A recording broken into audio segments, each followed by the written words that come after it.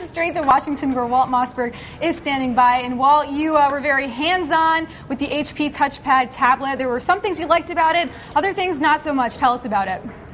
Well, hi guys. Look, the strongest thing about this tablet is what was the strongest thing about the Palm Pre-phone, which also didn't get fantastic reviews, and that is the operating system, which is called WebOS. It's the principal reason HP bought Palm. It looks and operates quite differently from Apple's or Android's operating system, and it's nice. It does a good job. It has a card metaphor instead of an icon metaphor. It has something they call synergy, where they combine online and local contact information and photos and things like that. The cards can stack if they're on related subjects. It has integrated Skype built into a number of the apps, and so there's lots of nice things in the basic operating system, and that should give them an opportunity to fill the still unfilled position of being a strong number 2, at least, to the iPad. But, and there's a but, the but is the execution on this product at launch, I thought, left a lot to be desired. It's 4 hours behind the iPad in battery life, which is a lot in my tests. It has only 300 tablet-optimized apps and only 6,200 apps in total versus 90,000 tablet apps and over 400,000 in total for Apple and over 200,000 in total for Android. And it's got a ton of bugs. I think that was the most surprising thing to me. Also, finally, it was conceived really a year ago when the standard was the original iPad, and so it's wound up being significantly thicker and heavier than the current iPad or the new Samsung Galaxy tablet of the same size, but it costs the same as the iPad and the Galaxy. So I think that would sum up my view on it. Well, it's funny, Walt, that the WebOS system is kind of like a cult operating system almost, right? It's sort of got like this big geek street cred. But if you're going to be like the cult OS that like the cool kids like, you can't rush it out with bugs, right? I mean, that's what's weird to me. Is like you're going to be the craft beer, you have to be like super special beer, and you also have to be the platform that the developers want to. That's an excellent analogy, and maybe after the show we can go out and get a craft beer, but.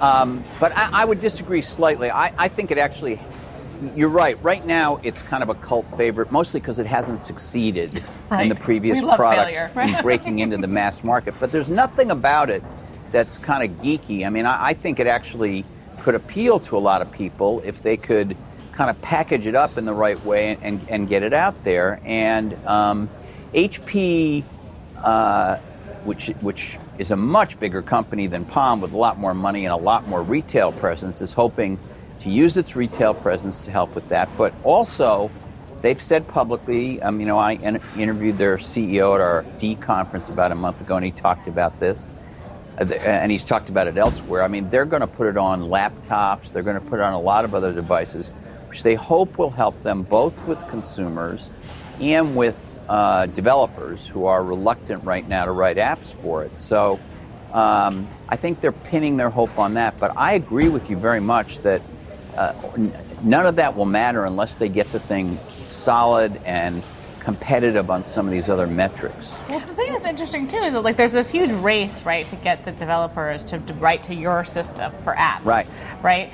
But if you race it out with bugs, then you're kind of defeating the purpose. Well, the ironic thing about this, too, is that at the D conference, Leo Apotheker said they weren't going to put something out, that wasn't perfect, and I think he was citing the RIM playbook as, an example. Right. And yeah, it seems that this is less than perfect. It does have bugs. He may regret having said that. In fact, as the words were coming out of his mouth, I was sitting there next to him on stage, and I was thinking, this may come back to haunt him.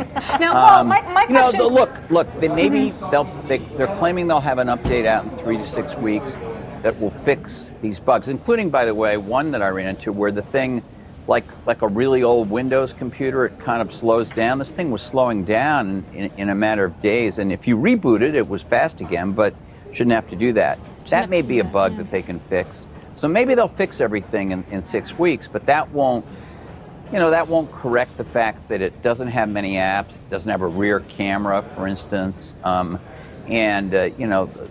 some of the other issues around it. A contrast to this, by the way, is Samsung, which pulled its planned tablet, even though it had been showing it around, and completely redesigned it to be a hair thinner and lighter than the iPad 2 when they saw the iPad 2. HP decided not to do that. Well, my last question to you, I guess, would be, at this point, what is it that tablet makers have to do to really legitimately compete with the iPad? It seems as though some of them are touting, we support Flash, or we have social media integration, or we have Skype video calling, all these different features, and yet none of them seem to really, stack up against the iPad according to your reviews and others. So what do you think has to be done at this point? Well, they've got to get tablet apps. I mean, Google has got a very respectable number of apps. You could say, what's the difference between 200 and 400,000 apps to an average user?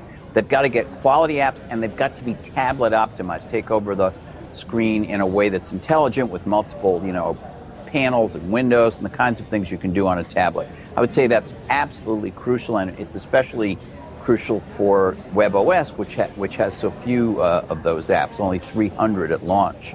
They also, I think, in my tests so far of the Android tablets and the RIM one and some of these others, they do have Flash, which Apple doesn't. But Apple seems to be selling every iPad it can make, so clearly that's not disturbing a whole lot of people. But if you're going to have Flash, it's got to work very well on everything, and I've yet to see one that really works great on everything. And then the third thing is battery life. They don't have to exactly match Apple, but they can't be 4 hours below it. Yeah, that's pretty significant. It has to be significant. pretty close. That's really bad. Well, thanks so much for your insight and for joining us today.